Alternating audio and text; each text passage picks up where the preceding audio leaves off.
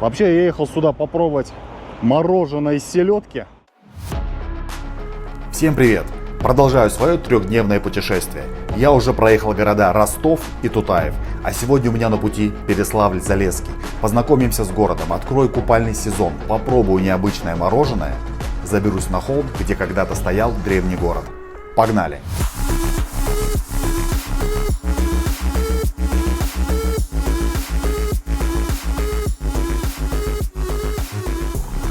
Ребят, я заехал в город Переславль-Залесский. Сам город был основан с 1152 года Юрием Долгоруким.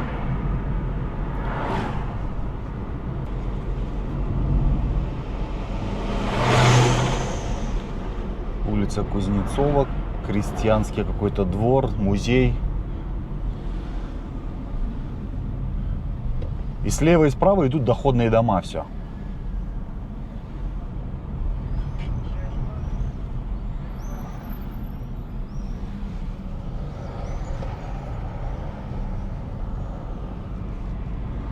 Ростовская 13. О, я знаю, что Ростовская 19. Там доходный дом. Я его уже проехал. Ну, интересные домики здесь стоят в центре.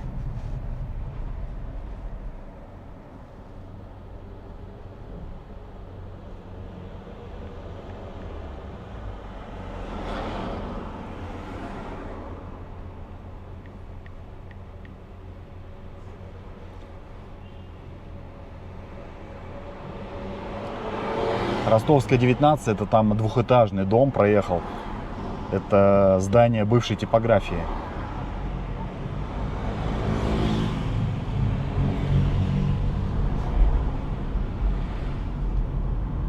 Слева тоже доходный дом. Впереди мост.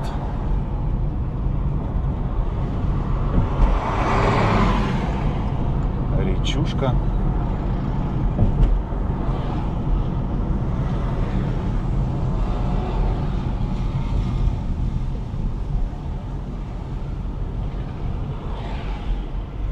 Так, все, надо бросать машину и идти пешком.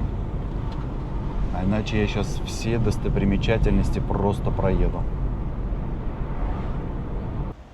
Поставил автомобиль, вышел на улицу. Здесь небольшой такой пруд. Чайки плавают, кувшинки. Лесок. Впереди земляной вал.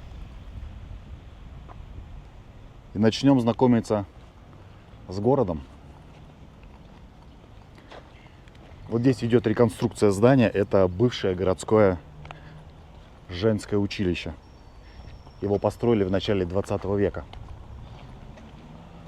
Решил я начать с улицы Советской. Как раз таки здесь есть интересные здания. Мы пройдем по улице вдоль этих зданий. Это уже земляной вал идет, мы тоже на него взберемся. Там дальше есть еще часовня Александра Невского, и как раз мы к ней пойдем по Советской улице. И вот по этим земляным валам можно судить как бы о размерах старого города. И вокруг нее идет улица, улица Валовое кольцо. Как раз таки вот эта улица, она опоясывает вот эти земляные валы. И по факту и граница, получается, да, такая своего рода граница. На эти валы можно забраться, вот лестница есть, и пройтись прямо по ним. Но мы сначала идем по улице. До валов еще доберемся. Вот, кстати, Советская 4.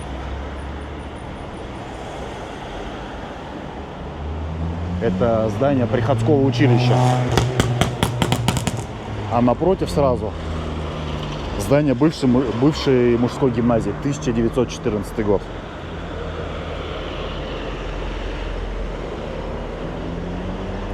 Мужская гимназия, конечно, более такая капитальная, что ли, больше такое большое,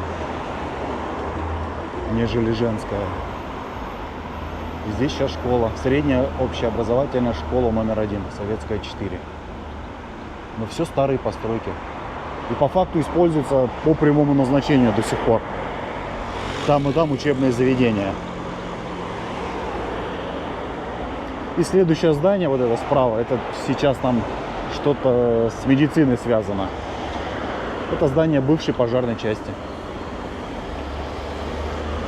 И сейчас как раз таки уйдем направо к Преображенскому собору.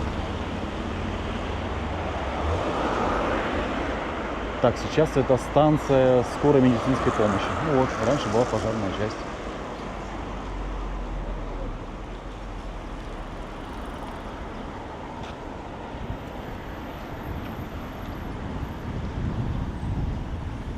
Сегодня у меня 3-й день моей поездки.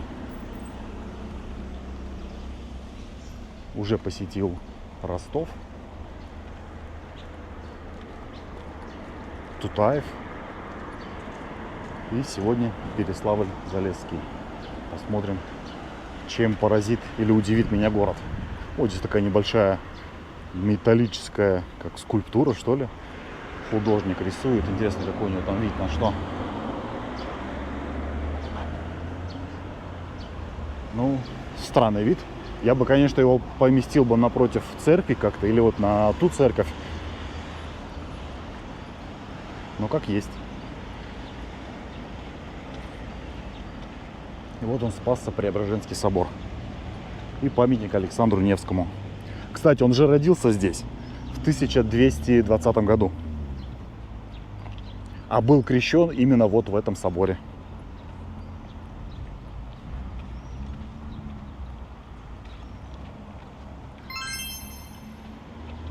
Слева богадельня. Первое вот это красное здание, это, по-моему, вот и есть церковь Александра Невского. Далее вот тот, который с лесами, это Владимирский собор.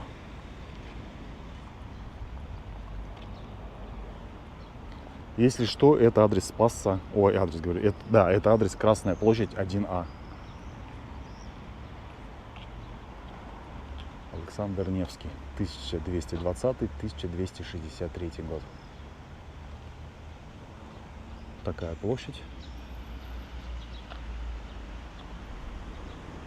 Тучи сгущаются. Я все-таки надеюсь искупаться хоть в этом городе. Здесь тоже есть озеро большое. Поэтому есть у меня надежды, что все-таки я смогу. Не помешают мне эти тучи. Все-таки ветер их отсюда куда-нибудь угонит. Вот этот Спасско-Преображенский собор был заложен Юрием Долгоруким в 1152 году и достроен уже где-то в 1157 году. Это единственный из 5 белокаменных храмов северо-восточной Руси. Именно сохранился, который до наших дней. То, что здесь крестили Александра Невского, я вам уже сказал. Здесь вот и табличка есть тоже. А, здесь он еще и родился рядышком прям, возле собора.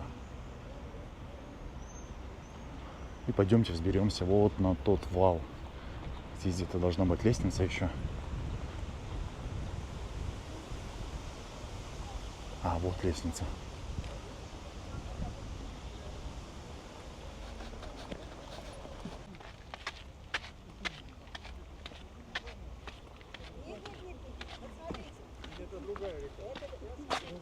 О, люди пошли что-то по земле, а теперь забраться не могут. Вот Переяслав Южный, это Хмельницкий сейчас, да? А вот на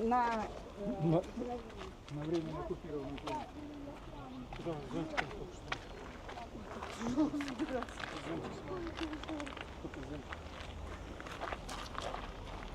Вот такой вид. Высота вала здесь, наверное, точно изначально было метров 20. Потому что они до сих пор, смотрите, какая высота.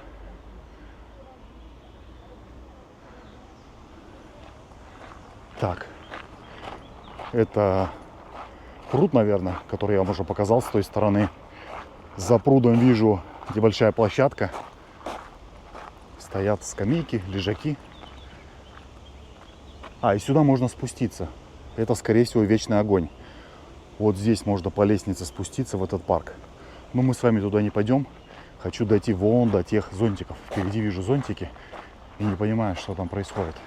Возможно, художники рисуют. Сейчас узнаем.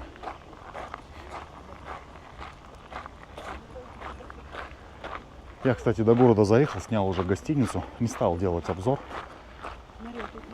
Там обычный номер.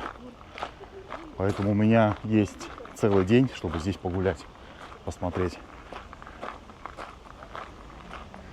3 дня, 3 города. Я думаю, по одному дню на каждый город это нормально. Тем более городки небольшие. Хватает.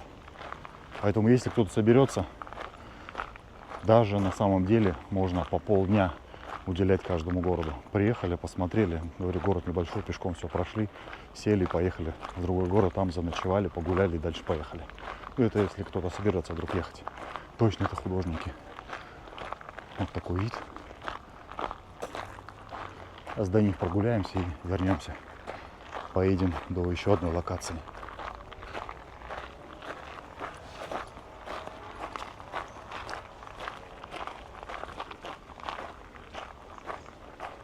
Прикольных тут много.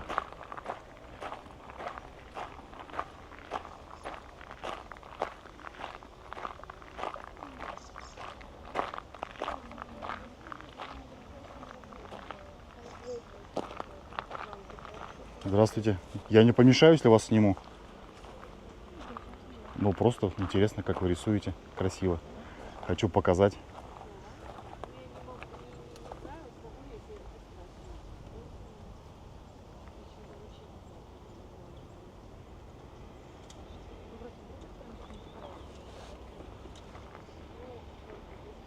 Так, ребята здесь рисуют.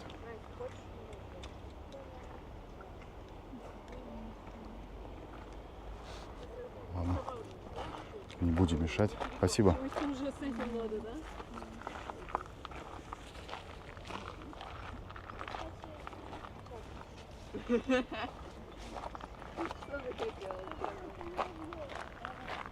Спрятались они, видите, под зонтиками. Рисуют. Рисуют вот этот дом. Вот этот кирпичный, а сверху который деревянный. Вал сам продолжается в ту сторону. Ну, не вижу смысла туда идти, потому что там просто мы с вами спустимся. И все. По факту показывать там особо нечего. Хочу еще обязательно сегодня искупаться. Еще съездим на городище. Это старый город. Он даже был основан раньше, чем Переславль. Намного раньше. Там была крепость. Ну, валы такие же сохранились. Так что он старее намного.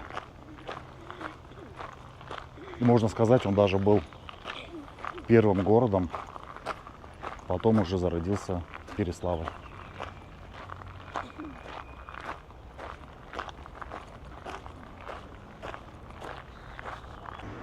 Поближе подошел к церкви Александра Невского. И вот там дальше это Владимирский собор.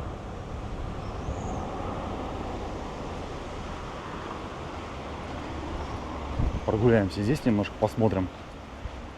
Потому что стал уже уходить, смотрю, здесь интересное здание.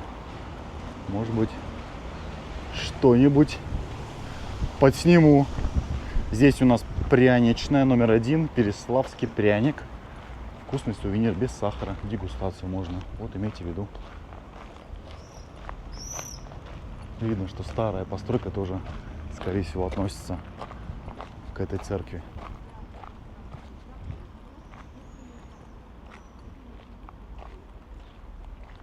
Впереди галерея живописи братьев Шихановых вроде.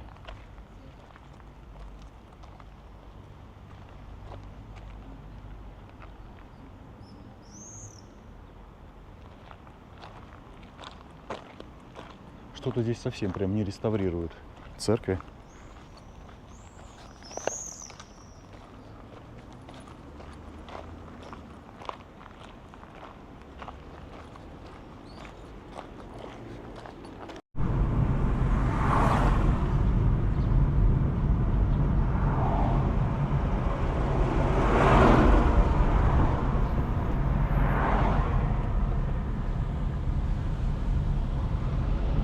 Советская 23. По факту я вот еду внутри старого города. Вот эта Советская, она пересекает старый город. Посмотрите, что творит навигатор. Он просто кружит на месте.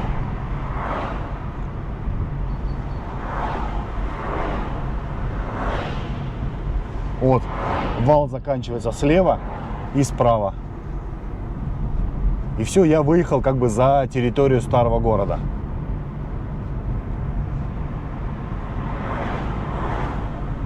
Так, надо сворачивать и строить маршрут. Иначе так я никуда не доеду с такой навигацией. Бесполезно. Я ему задал место, куда мне нужно приехать. Он просто потерялся. Ребят, нахожусь на улице Кордовского. И вот это Кордовского 33 усадьба. Усадьба Владимира Шиля.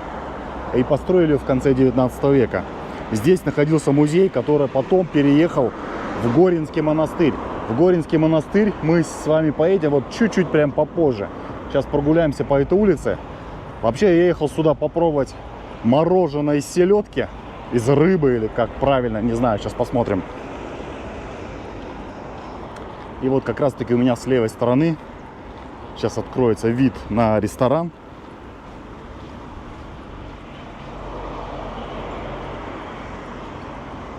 Так, это у нас отель, ресторан. Вот, наверное, следующее здание. В честь 350-летия со дня рождения Петра Великого. Да, вот, сельдь царский посол. Вот сюда мне и надо. Мороженое из селедки. Я уверен прям, что будет какая-то гадость. Почему-то. Но не попробовать я не могу. Поэтому сейчас попробую и расскажу вам. Надо только узнать, где она. Здесь? Да, наверное, здесь вход. Сейчас зайду. Ребят, в общем, вот такое мороженое. Ну, в стаканчик мне просто положили его. А так это обычный вафельный рожок. И сейчас буду пробовать. Так вот, я не знаю, как мне камеру поставить. Так, чтобы все это было дело видно. О, вот так стоит, хорошо. У меня руки чистые, поэтому я просто достану вафельный стаканчик.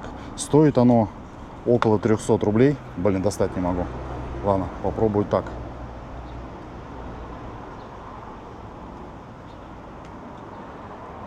А давайте сделаем вот так, чтобы выражение лица было видно, как я это пробую.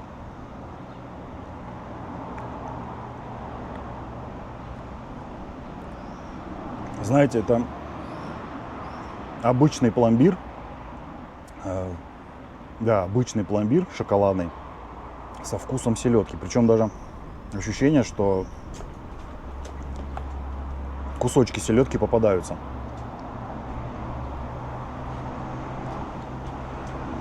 Необычное сочетание. Сам привкус. Нет, когда его ешь, оно такое необычное. Даже, можно сказать, оригинальный вкус. И мне на удивление нравится.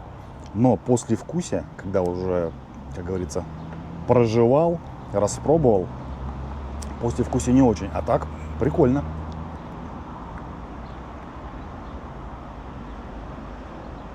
Не знаю, мне нравится. Либо что-то со мной не так. Я просто читал отзывы, люди пишут, ну, ради интереса просто покупают, пробуют и говорят, не могут доесть, выкидывают, потому что это очень невкусно. Я не скажу, что это вкусно и невкусно на любителя, но вот это сочетание соленого плюс вкуса селедки однозначно интересно. Нормально. Так что, если будете здесь, обязательно попробуйте это мороженое. Поэтому будете здесь, Ради интереса попробуйте. Может, вам зайдет это мороженое.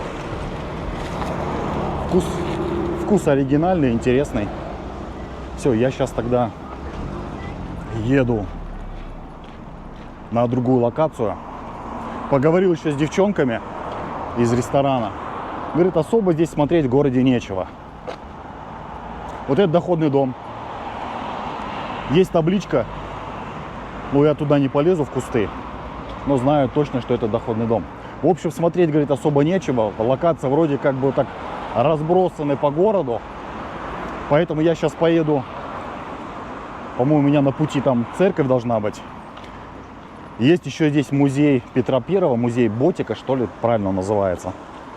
Подумаю, стоит ли туда ехать, потому что я хочу еще поехать на пляж. Поехать на старый город. Там, где крепость была раньше. Ну, не крепость, а земляные валы стоят. Поэтому так. Мороженое я взял. Не знаю, зачет. Мне понравилось, честно. Друзья, едем дальше. По правой стороне остался у меня ресторан, где я попробовал мороженое. Честно скажу, я не смог его осилить. Цена его посмотрел. 230 рублей стоит он. Рожочек вот такой. Поторопился я с выводами, что оно вкусное. Нет, оно необычное, реально необычное. Но я не смог его съесть, я просто его выбросил. И теперь у меня такой вкус, как будто бы я сейчас селедки наелся. В общем, если хотите попробовать, просто возьмите. Много очень церквей. Сейчас с левой стороны стояла церковь. Впереди, видите, с синими куполами церковь. А я еду в музей. Вернее, там, по-моему, раньше был монастырь, а сейчас это музей. Причем музей этот организовали тоже в советское время.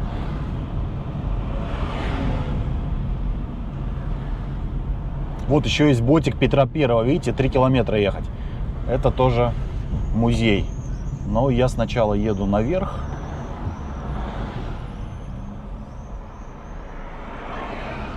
Вот к тому монастырю. Он справа уже появился. Возможно, я бы мог отсюда проехать, но у меня навигатор ведет прямо.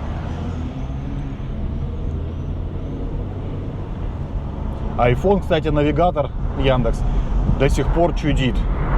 Сейчас подключил просто обычно Android. Он все показывает, куда ехать. Тоже странно. Серп и молот. Так, вот музей Александра Невского. Поворот сюда, значит.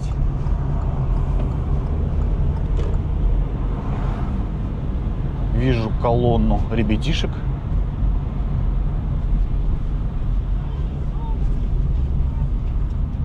Музей-заповедник.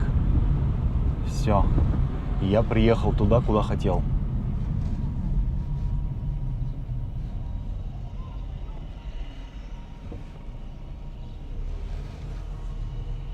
Сейчас паркуюсь и идем с вами гулять. Друзья, зашел я на территорию Горецкого Успенского мужского монастыря. Был основан в 1362 году. Вход на территорию стоит 50 рублей. А я сразу хочу исправиться. Кстати, вот памятник Юрию Долгорукому. Я, когда был в Переславле, сказал, что монастырь, вернее Кремль, при советской власти там забрали, разрушен был. Я ошибся. Я имел в виду вот этот Горецкий монастырь. Его при советской власти забрали и сделали здесь музей. И вот его же хотели забрать церковно, ну, служители, так назовем, да. И вроде как пока это у них не получается. Вот это я имел в виду, вот этот монастырь. Все, исправил свою ошибку. Мне сказали, здесь можно подняться на стену. И вот я думаю, как пойти лучше. Давайте пойду с этой стороны. Прогуляемся. Колокольня. Я говорю, это какой-то ужас. Я говорю, реально такие семьи видно.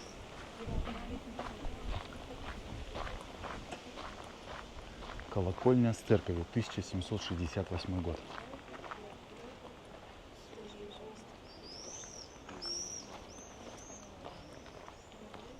Наверное, вот на эту стену можно забраться. Впереди сейчас. Вроде как вижу лестницу. Походим с вами. В 1744 году монастырь был упразднен. В 1904 году уже он был, как бы, знаете, в таком полуразрушенном состоянии. Это еще до революции, представляете?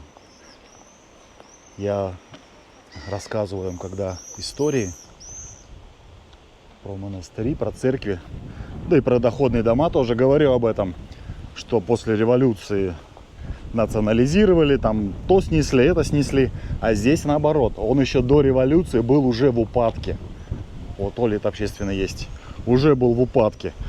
После революции сюда перевезли музей, провели реставрацию, и с того времени здесь как бы музейный комплекс. Но в одной из церквей вроде как проходят службы. Вот такая стена. Ветер поднялся. О, вижу лестницу. Пойдемте тоже. Сам вот этот Успенский собор построили в 1750 году.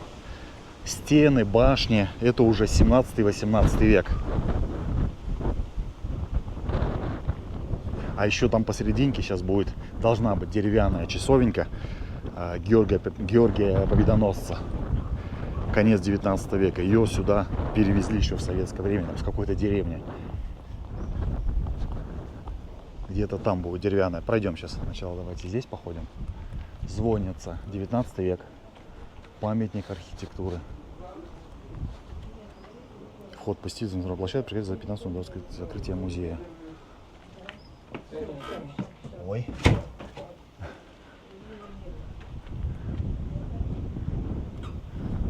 Сюда просто можно подняться, да? Бесплатно?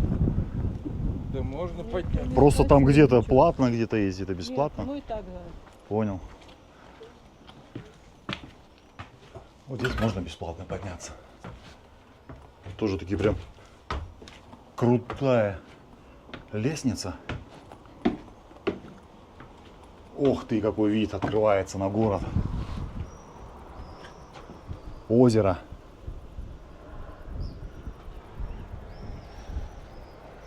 Красота. Реально очень красиво. Друзья, самое время поставить лайк. Не скупитесь на лайки. Напишите комментарий. Не знаете, что написать, просто напишите Переславль. Залесский. Красиво. Но согласитесь, вид с колокольни, который я вам показывал в городе Тутаев, не менее интересный, может даже и больше, лучше. Но это тоже хороший вид.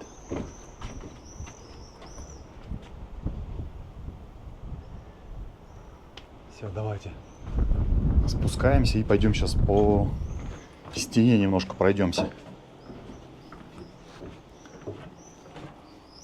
Смотрите, какие крутые ступени.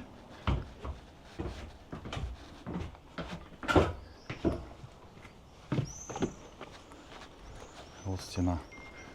Вот это я имел в виду, когда говорил, хорошо, что здесь музей. Можно походить свободно. Никто тебе не запрещает. Будет, если здесь церковь и все закроют, то я бы уже здесь не смог пройти.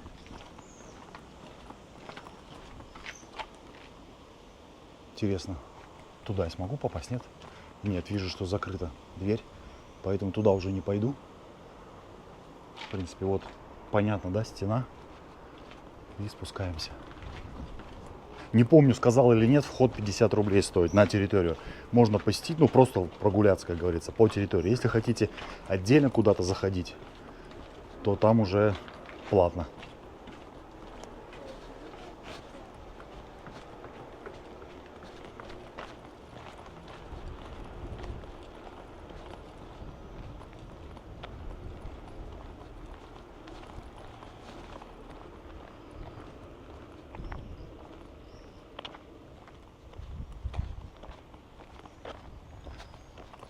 колокол. Ребята, вы были, нет, в Переславле? Напишите, кто из вас был. Куда ходили, что смотрели. Понравился город, не понравился. Колокол, 19 век.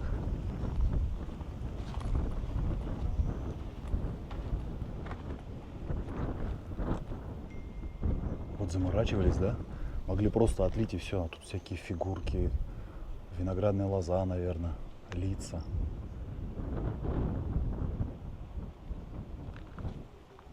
1865 год, 1 февраля.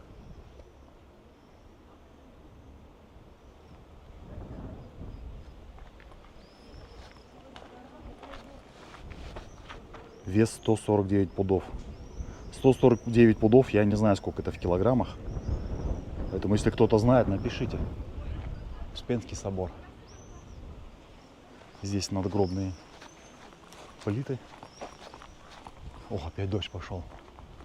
О, какая фигура интересная. Вот такие мне вещи нравятся. Очень красиво смотрится.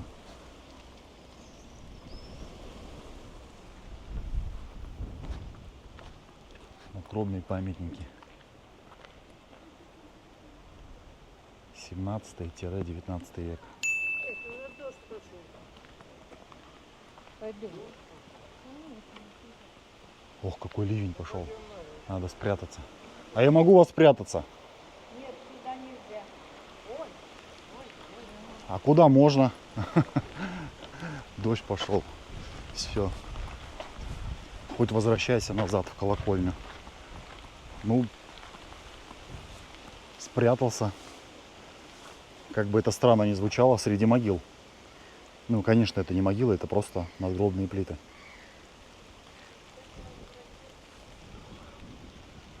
Не пустила меня женщина. Молкните, говорит. Причем небо голубое, смотрите. А это тоже садовые, да, плодовые, вернее, деревья. Вот там вишня. Была бы спела, я бы пока вишенки попробовал. Пока прячусь от дождя. Как вам, ребят, путешествие? Как впечатление от увиденного? Пишите в комментариях, делитесь. Интересно мне ваше мнение.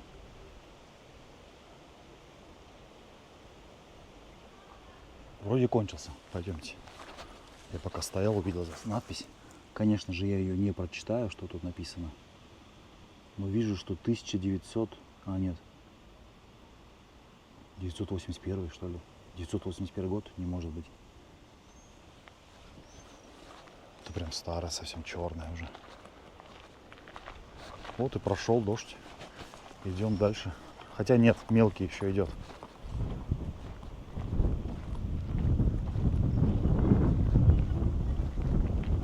А здесь вот прям отгородили что-то.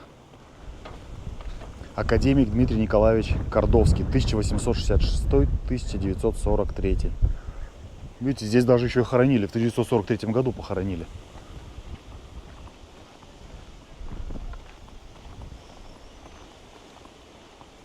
Там я, наверное, да, там я уже возвращаюсь, поэтому давайте сюда еще сходим. Посмотрим. Здесь история рассказывается про Успенский собор, про то, как все это восстанавливали. Это, наверное, иконы, фотографии икон. Ребята, видите, опять рисуют. Слушайте, в каждом городе я несколько локаций наблюдал, где они рисуют. Классно. Ядра. 17-й, начало 18 века. Вот тоже, да, работа была ядра делать из камня, вытачивать их.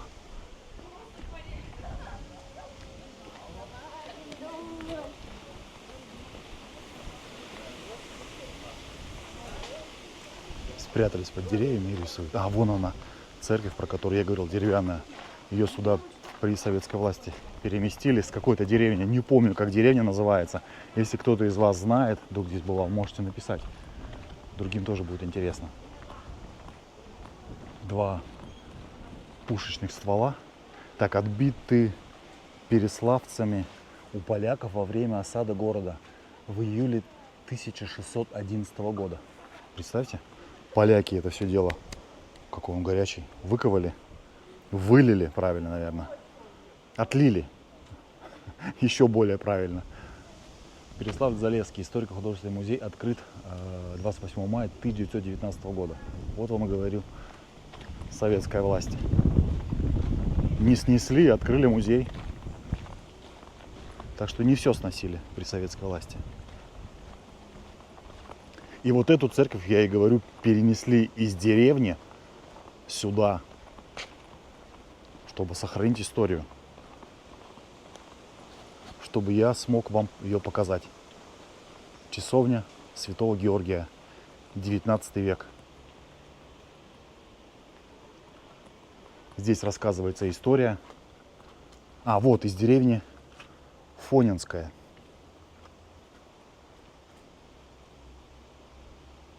Можете скриншот сделать и прочитать потом.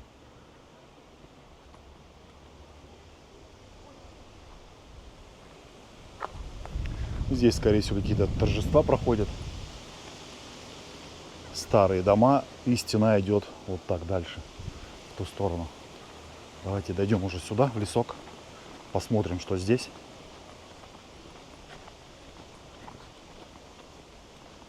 Небольшой пруд. Вот это, кстати, тоже перенесена часовня из какой-то деревни при советской власти также.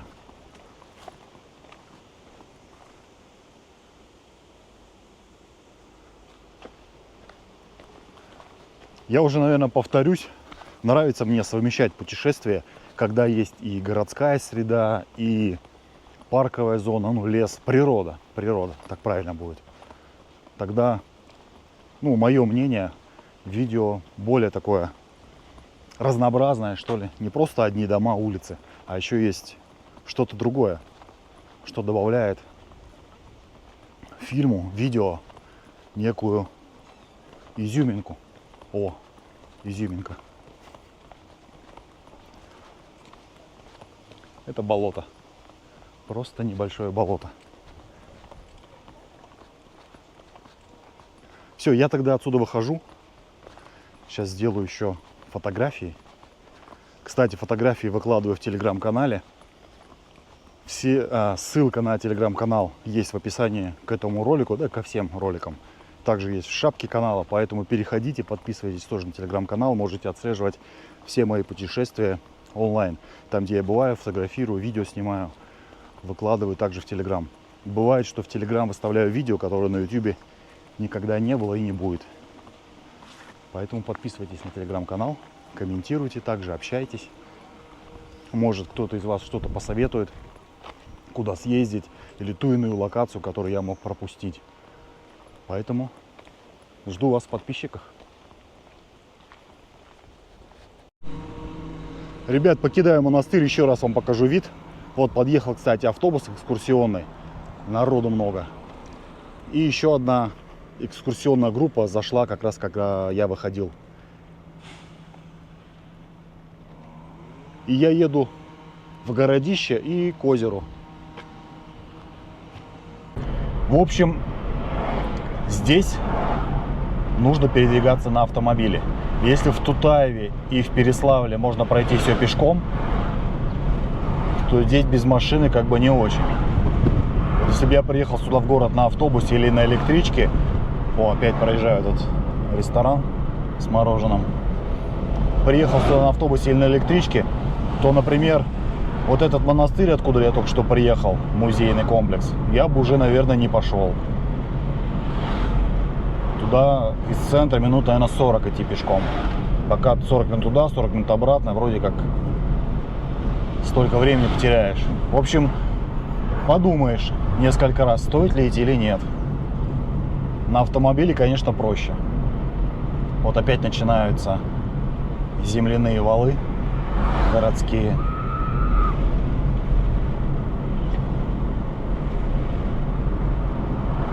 А еще вот эта дорога, видите, я еду, нет пешеходных переходов. Я не знаю, как здесь люди ходят. Ну вот здесь он есть, а там нет. Это получается, что чтобы сюда дойти, это нужно в конец улицы прийти. Он в конце улицы. А вот там я ехал, его вообще не было. Все, я выезжаю опять в ту точку, откуда я заезжал.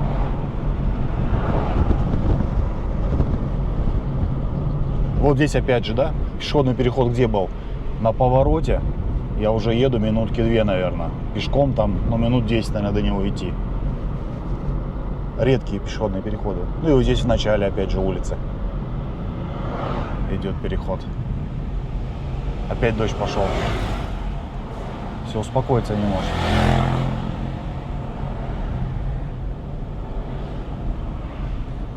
Тоже земляной вал.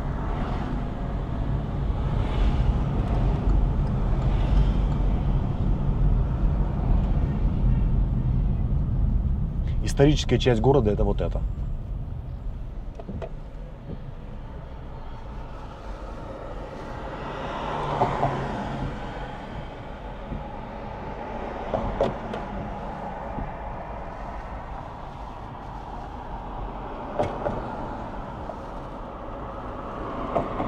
Ну, еду сейчас прямо. Как бы вроде на выезд из города, видите, как раз вот городище Клещино, и здесь озеро. Вот туда я и еду.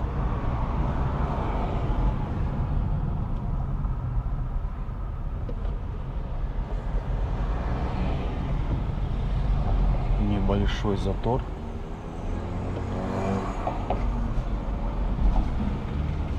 Такой желтый домик, прям такой ядовито-желтый.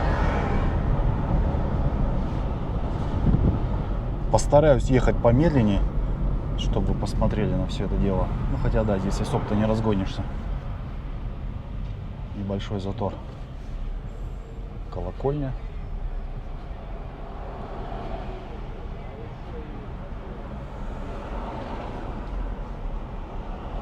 Остановка, видите, с подсветкой. Центр.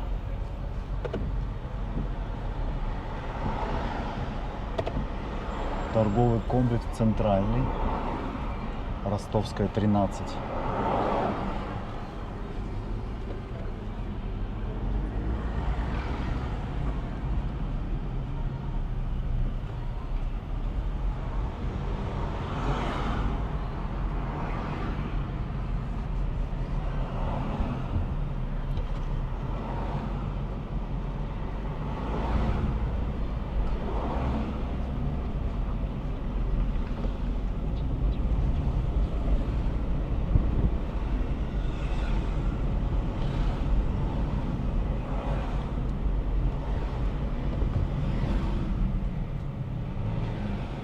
Как могу, торможу, людей пропускаю. За мной там уже пробка собралась. Ну, не могу я быстро ехать, а иначе вы ничего не разглядите, если я просто пронесу здесь. Надеюсь, на меня там не ругаются. Ну, я не особо-то торможу движение, но тем не менее.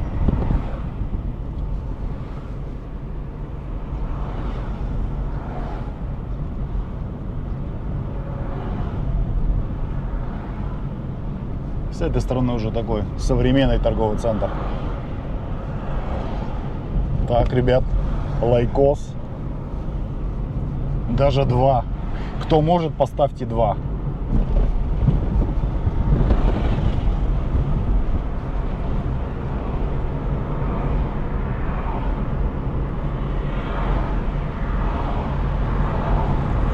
Я уже выехал за черту города, и это уже не Переславль-Залесский. И по левой стороне то ли монастырь, то ли просто церковь. Но похоже на монастырь со стенами.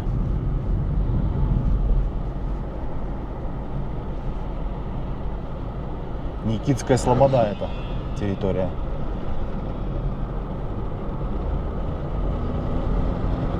Все, ускоряемся. Впереди озеро виднеется уже.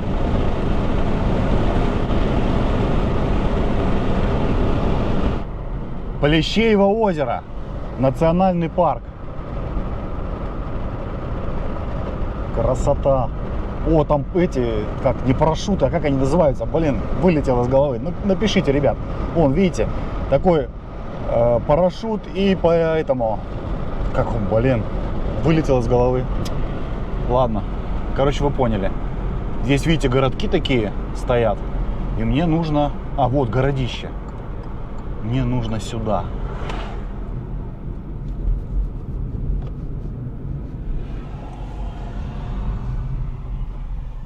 И вот здесь, видите, вот этот холм, это и есть городище. И за ним сразу церковь стоит. Сейчас поставлю машину, поднимусь наверх.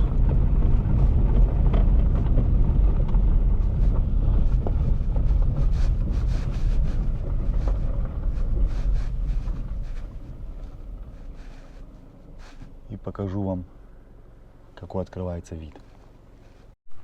Ребят, вот оно и Полещеево озеро. Вот здесь можно на сапах покататься, люди вот с собой привозят. Там дальше есть аренда сапов. Поэтому кто любит.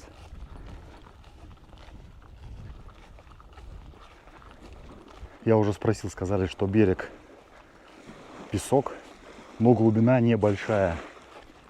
И говорит, чтобы уйти нормально, там по пояс хотя бы надо метров 100 или 200 пройти. Сами видите, здесь песок. Я-то думал, я искупаюсь. Но, скорее всего, купаться не буду, потому что что-то не особо мне хочется там 100 или 200 метров идти пешком. А, и вода, говорят, холодная еще. В общем, пока еще не сезон. Так скажу. Ну-ка.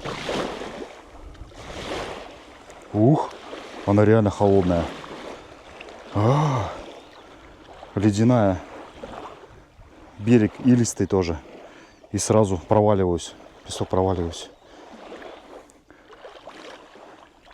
В общем, вода еще холодная. Если только позагорать и так ноги помочить. Ну и, наверное, все-таки вот первоочередное, для чего сюда едут, это на сапах катаются, плавают.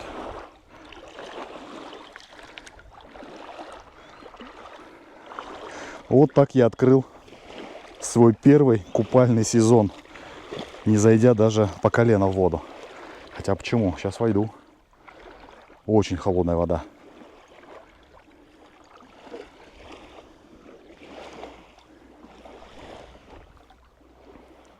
В общем, дальше я не пойду. Все. Считаю, на сегодня миссия выполнил по купанию своему. И я же сейчас хочу подняться вот на ту гору. Машину я там бросил, дошел сюда пешком. И поднимусь и покажу вам вид с той стороны, расскажу историю того места. Ух! Ну а ноги привыкают в любом случае. Только единственное, теперь у меня там куча мелких камушек, что ли, песок. Как и теперь вымыть оттуда их, не совсем понимаю.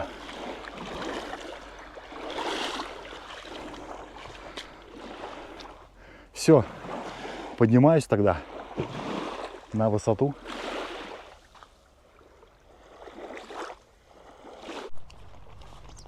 Взбираюсь наверх. И давайте немного пока расскажу историю этого места. Озеро Полещеево.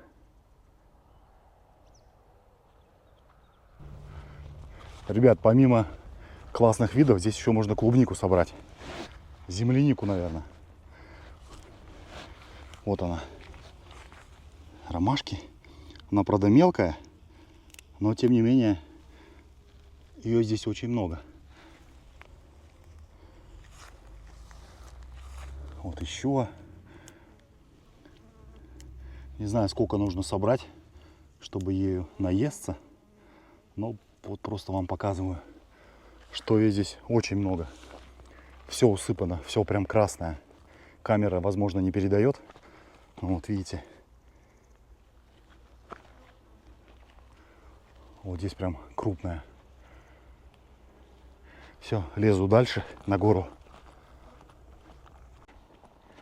В общем, когда-то здесь находился древний город Клещин. И он был основан гораздо раньше, как я уже и сказал, Переславля-Залесского. Где-то 10-11 век. И согласно раскопкам по берегу озера, озеро, кстати, очень огромное.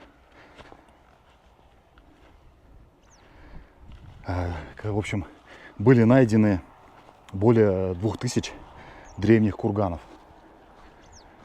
Вот она, первая часть. Поднялся, но мне надо еще выше.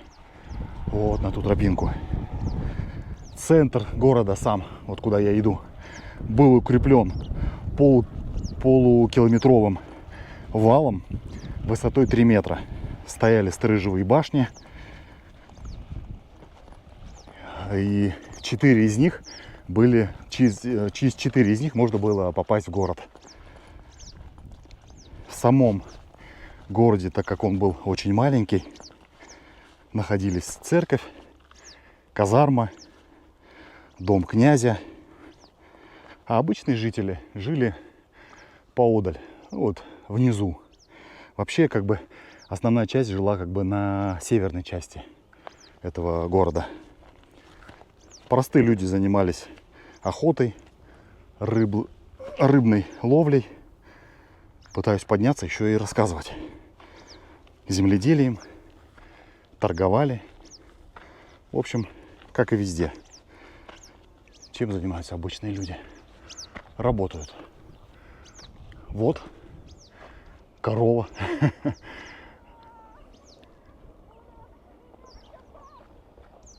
Кто-то радуется. Какое-то событие хорошее у женщины произошло. Прям скачет. В общем, в центре города, смотрите, теперь корова отдыхает. Ну и в 1152 году Юрий Долгорукий основал Переславль-Залесский. И город Клещи начал разрушаться, опустел, превратился потом в село. А село, кстати, существует по сей день.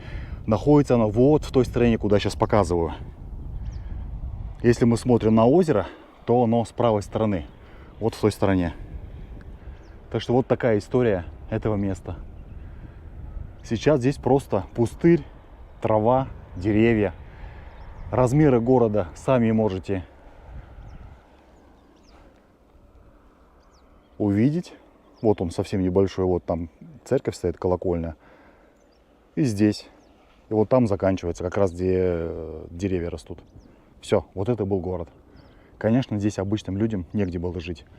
Они жили вот в той стороне, получится. Север, значит, там у нас, с той стороны. Я думаю, прекрасное завершение моего путешествия трехдневного. 3 дня пролетели незаметно, я получил огромное удовольствие. Надеюсь, вы тоже получили удовольствие, смотря эти видео. Ну и на этом мое традиционное спасибо, что смотрите, пишите комментарии. Отдельное спасибо всем, кто поддерживает канал финансово. Все, ребят, всем пока!